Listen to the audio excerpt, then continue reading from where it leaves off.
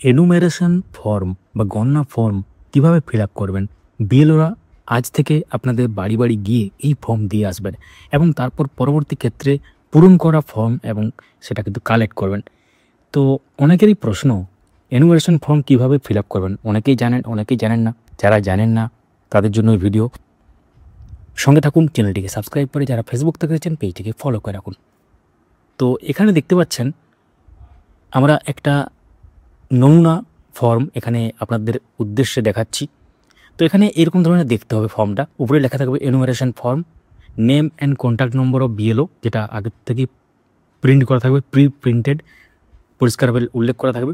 এবং তারপর উপরে দেখতে পাচ্ছেন বক্স আছে, 5টা বক্স আছে। প্রথম বক্সে আছে ভোটারের নাম, এপিক নম্বর, ঠিকানা প্রিন্ট করা থাকবে। এবং তারপর এখানে কি আছে, সিরিয়াল নম্বর, পার্ট নম্বর, বিধানসভার নাম, রাজ্য প্রিন্ট করা থাকবে। তারপর একটা কিউআর কোড থাকবে, যেটা আপনাদের ভাবার বিষয় নয়, এটা বিএলওদের ওই কিউআর কোডটা কাজে লাগবে, কারণ কিউআর কোড স্ক্যান করলে তাদের প্রয়োজনীয় তথ্য তারা দেখতে পাবে।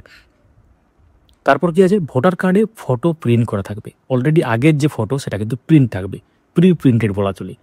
তারপর একদম লাস্টে দেখতে পাচ্ছেন ডান দিকে একদম 5 নম্বর যে বক্স, সেখানে আছে রিসেন্ট তোলা নিজের পাসপোর্ট সাইজের রঙিন ছবি লাগাতে হবে। অবশ্যই এখানে লাগাতে হবে প্রয়োজনীয় যেসব ক্রাইটেরিয়া সেগুলো মেনটেন করে লাগাবেন, যেসব বলা হয়েছিল যেগুলো। তো তারপর আমরা চলে আসি নিচের সেকশানে। এইরকম ফর্ম কিন্তু দুটো করে প্রত্যেক ক্যান্ডিডেট বা প্রত্যেক প্রার্থীর জন্য, যারা আবার প্রত্যেক ভোটারের জন্য বা প্রত্যেক ক্যান্ডিডেটের জন্য দুটো করে। তো এই ফর্ম সেম পূরণ করতে হবে দুটো, একটা বিএলও নিয়ে যাবে, একটা আপনার কাছে রেখে দিয়ে যাবে। তো এক্ষেত্রে দুটো তাহলে পাসপোর্ট সাইজের রঙিন ছবি লাগাতে হবে। তারপর আমরা আসি, 3টে সেকশন আছে দেখতে পাচ্ছেন। উপরের একটা সেকশন আছে যেখানে একদম পরিষ্কারভাবে পুরো একদম ডেট অফ বার্থ থেকে শুরু করে স্পাউস এপিক নম্বর যেটা লেখা আছে, ওটা কিন্তু সবার জন্য। তারপর নিচে দেখুন একটা হলুদ রঙের আছে, একটা সবুজ রঙের আছে। যদিও রঙটা হয়তো থাকবে না, রঙটা আমরা আপনাদের বোঝাবার জন্য এখানে করেছি। তো এক্ষেত্রে উপরের ক্ষেত্রে কি আছে, ডেট অফ বার্থ, নিজের জন্ম তারিখ আপনারা লিখবেন। আধার নম্বর অপশনাল, কিন্তু এটা নিজের আধার নম্বর লিখবেন। মোবাইল নম্বর, তারপর ফাদার্স অর গার্জিয়ানস নেম, বাবার নাম বা গার্জিয়ানের নাম। Father's or guardian epic number if available, যদি অ্যাভেলেবেল থাকে তবেই লিখবেন। মাদার্স নেম, মায়ের নাম, তারপরে মাদার্স এপিক নম্বর বা ভোটার কার্ডের যে নম্বর সেটা if available. Spouse name if applicable, আর spouse EPIC number if applicable. স্বামী বা স্ত্রী কেন, কারণ স্ত্রীরা স্বামী নাম এখানে লিখতে পারেন এবং স্বামীরা স্ত্রীর নাম এখানে লিখতে পারেন যদি এক্ষেত্রে লেখার ব্যাপার থাকে। তো এখানে তারপর আমরা চলে আসি হলুদ রঙের। আপনাদের উদ্দেশ্যে বলি, বাম দিকের যে ব্যাপারটা, ওটা হলুদ রঙের যে বক্স, সেখানে যে সমস্ত ডিটেলস কাদের জন্য, যাদের নাম 2002 সালের লিস্টে আছে, শুধুমাত্র তাদের জন্য। ধরুন আপনার বাবার নাম আছে 2002-এর লিস্টে, কিন্তু আপনার নাম নেই, আপনার ক্ষেত্রে কিন্তু উপরের হবে ফিল আপ করতে হবে এবং নিচে যে সবুজ রঙের আছে ওই জায়গাটা ফিল আপ করতে হবে। তাহলে 3টি জায়গার মধ্যে 2টো জায়গা সবাইকে ফিল আপ করতে হচ্ছে। তো এখানে আমরা দেখে নিই কী আছে। ইলেক্টরস নেম, নিজের নাম, এটা কিন্তু 2002 সালের লিস্টে যাদের নাম আছে তাদের জন্য। তারপরে এপিক নম্বর, তারপরে রিলেটিভস নেম, বাবা মায়ের নাম, রিলেশনশিপ বা সম্পর্ক, ডিস্ট্রিক্ট জেলার নাম, স্টেট বা রাজ্যের নাম, অ্যাসেম্বলি কনস্টিটিউয়েন্সি নম্বর বা বিধানসভার নাম নেম আর কি। এবং তার সাথে নিচে যাচ্ছে এসি নম্বর, বিধানসভা নম্বর, পার্ট নম্বর, সিরিয়াল নম্বর, এগুলো তো ফিল আপ করতে হচ্ছে। এবং সেটা বাম দিকে যেমন আছে ডান দিকেও সেরকম আছে দেখতে পাচ্ছেন। তো ডান দিকের ক্ষেত্রে এবার আসি, যাদের নাম ধরুন 2002-এর লিস্টে নেই কিন্তু তার পরিবারের কারোর নাম আছে, উদাহরণ বাবা নাম বা মায়ের নাম আছে, সেক্ষেত্রে কিন্তু এই সবুজ রঙের জায়গাটি ফিল আপ হবে। এবং উপরের যে সাদার উপরে আছে সেটা তো ফিল আপ সবাইকে করতে হচ্ছে, কিন্তু হলুদের জায়গাটা তাদের জন্য নয়। আমি আবার রিপিট করছি, 2002-এর লিস্টে যাদের নাম নেই তাদের ক্ষেত্রে এই সবুজের জায়গাটা হবে, যাদের নাম আছে তাদের ক্ষেত্রে হলুদ হবে, এবং উপরের যেটা সাদা অংশ সেটা সবার জন্য।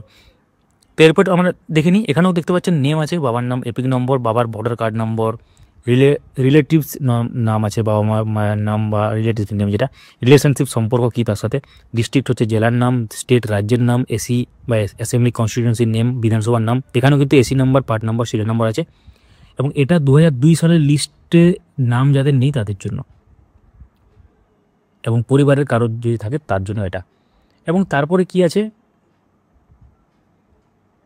2000 এক্ষেত্রে পরিষ্কারভাবে আপনারা জানতে পারলেন 2002 সালের লিস্ট অনুযায়ী কিন্তু উপরের ঘরগুলো পূরণ হবে, অর্থাৎ এই সবুজ হোক আর হলুদ হোক 2002 সালের লিস্ট অনুসারে হবে। আপনার নাম যদি থাকে তাহলে সেটা কিন্তু 2002 সালের লিস্ট অনুসারে হবে, আর আপনার পরিবারে কারো নাম থাকলে সেটাও কিন্তু 2002 সালের লিস্ট অনুসারেই হবে।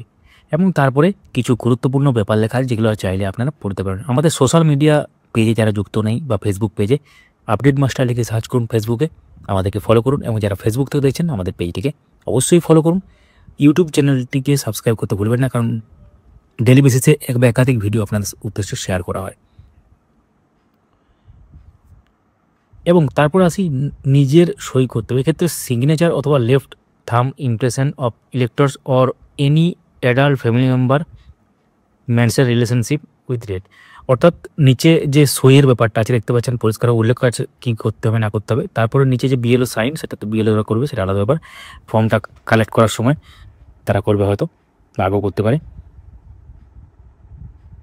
তো এখানে কিন্তু ব্যাপার আছে, তো একটু সাবধানে করবেন, কারণ আপনাদের উদ্দেশ্যে দুটো যে ফর্ম দেওয়া হচ্ছে পরবর্তী এক্ষেত্রে ভুল করলে কিন্তু অসুবিধা পড়তে হতে পারে।